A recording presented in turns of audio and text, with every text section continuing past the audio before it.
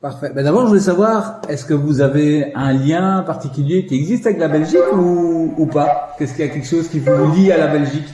Bah, franchement, mon lien avec Belgique, maintenant que vous me dites ça comme ça, je peux dire c'est Daniel Meyers. C'est la première personne que j'ai rencontrée quand je suis venu en mois de août 80 en France. Je ne parlais pas français, et donc je suis venu dans un tournoi. Je lui ai demandé au juge arbitre, j'ai dit voilà, je m'appelle Mansour Barami en anglais, et il fallait qu'il y ait une loge quelque part. Et Daniel m'a dit voilà, my name is Daniel Meyers, et si tu veux, if you want to stay with me, it would be with pleasure. Alors je lui ai dit bah super, on est devenus des amis. Depuis 1980, ça fait 42 ans. Donc, bon, on se parle souvent. Et c'est un gars qui est très très généreux, qui a fait vraiment avec son association Hope et Esprit, je pense qu'il a fait beaucoup de bonnes choses dans le tennis pour des jeunes. C'est vraiment remarquable ce qu'il fait. Ouais. Votre parcours n'aurait peut-être pas été le même sans cette rencontre, vous pensez, cette rencontre avec Daniel? Peut-être, parce que je vais vous dire, mon visa se terminait le 29 octobre 1980. J'avais tout fait pour que les Français me prolongent mon visa. Eux, ils me disaient, on va pas te prolonger le visa, mais tu peux rester ici en tant que réfugié politique. Et ça, c'est une chose que je pouvais pas accepter du tout, parce que pour moi, c'était très très égoïste d'accepter de devenir réfugié politique et dire voilà, je m'en fiche de mes parents, ma famille, je ne les verrai plus jamais, mais bon, c'est pas grave. Ça, je pouvais pas le faire. Et c'est pour ça que je dis non. Et si j'étais seul au monde, c'était la meilleure chose. Et mon parcours tennistique, ça pouvait complètement changer. Parce que, je peux vous dire pourquoi. Parce que finalement, je suis resté en France, mais en tant que résident iranien en France, sans le passeport, je pouvais aller nulle part. Donc, j'étais condamné à jouer uniquement en France. Je faisais que des petits tournois. J'étais l'homme à battre en France. J'ai battu tous les joueurs français, mais je ne pouvais pas sortir de la France, donc je ne pouvais pas jouer pour le tournoi professionnel. Pendant 10 ans, de l'âge de 20 ans à 30 ans, je n'ai pas fait les tournois professionnels. Donc le fait que j'ai rencontré Daniel, moi j'étais venu dans ce tournoi où j'ai rencontré Daniel Meyers. Je me suis dit, bon, il ne me donne pas de visa, mon visa c'est fini le 29 octobre. Je joue 26, 27, 28 et le 29 je prends mon vol pour aller en Iran. Et c'est là que je suis tombé sur Daniel, et Daniel m'a dit viens, on va aller dans mon club, tu vas jouer là-bas, c'est beaucoup mieux, et puis dommage je te ramène pour jouer ton tournoi. Et une fois allé dans son club, c'était à Villepinte dans le nord de Paris,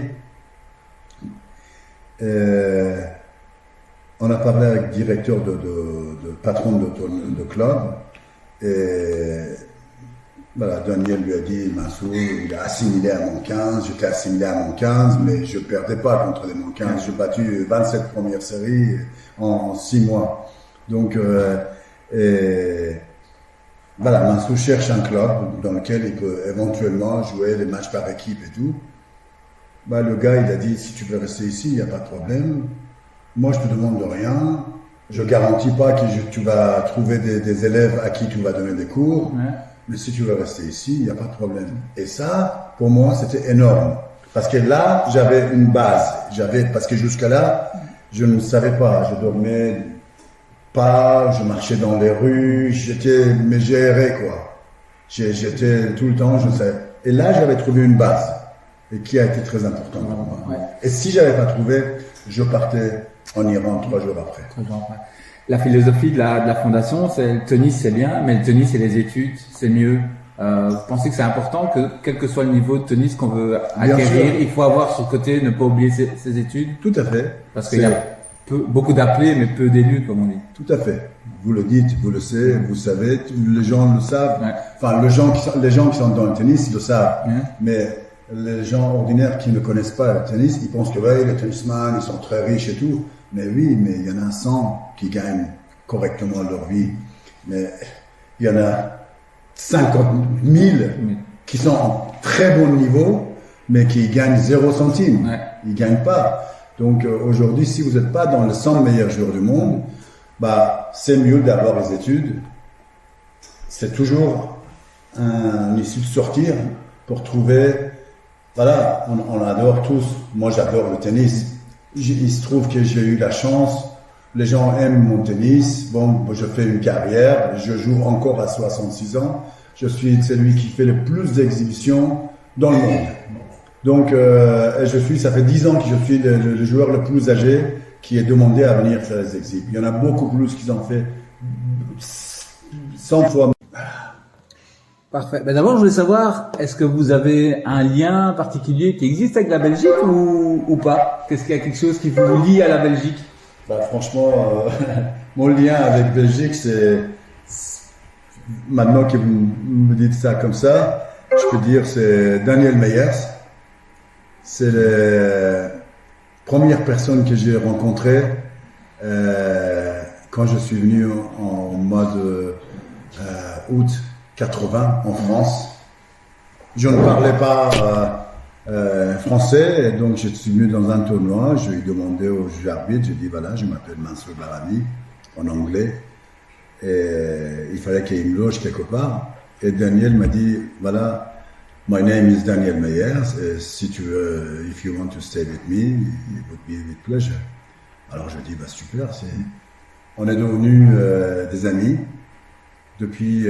Bonjour, je m'appelle Joshua Nets, j'ai 17 ans, je suis moitié belge, moitié français. Je suis en dernière année à l'école secondaire et je fais beaucoup de tennis et j'aimerais bien dans les années à venir peut-être devenir un joueur de tennis professionnel. Et là, en ce moment, je m'entraîne environ 13-14 heures de tennis par semaine et je fais en plus de ça du physique, tout pour peut-être devenir un joueur de tennis professionnel. Bonjour, je m'appelle Léa Ribordou, je viens d'avoir 16 ans. Je joue aussi tous les jours au tennis, environ 12 heures par semaine, plus 3 fois du physique. Je suis en 5e secondaire, donc l'année prochaine ce sera ma dernière année. Et après je vais tout faire pour devenir professionnel et je m'entraîne pour. Alors, la fondation Open Spirit, c'est très bien parce que ça nous permet, ça privilégie l'idée de progresser dans le tennis tout dans le cadre des études. C'est très important pour mes parents et pour moi que je continue à faire des études parce qu'au tennis, c'est très difficile aujourd'hui de devenir un très bon joueur de tennis. Et alors, comme ça, on a un diplôme en tout cas. Et alors, Open Spirit, qu'est-ce que ça nous apporte?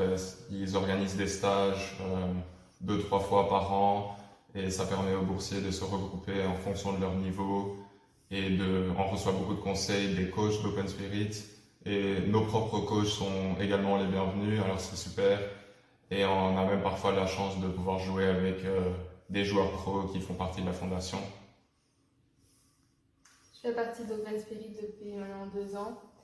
Et je trouve ça vraiment bien d'allier les études avec le tennis parce que ça nous permet de jouer à fond au tennis mais quand même d'avoir un diplôme si jamais le projet ne marche pas complètement. Et donc Open Spirit organise des stages plusieurs fois par an et ça nous permet vraiment de jouer avec des joueurs de notre niveau, voire plus haut. Et donc c'est un rassemblement qui permet de s'améliorer tout en ayant l'avis de nos coachs et des coachs d'Open Spirit. Donc ça permet d'avoir l'avis de plusieurs coachs en même temps pour pouvoir évoluer encore plus.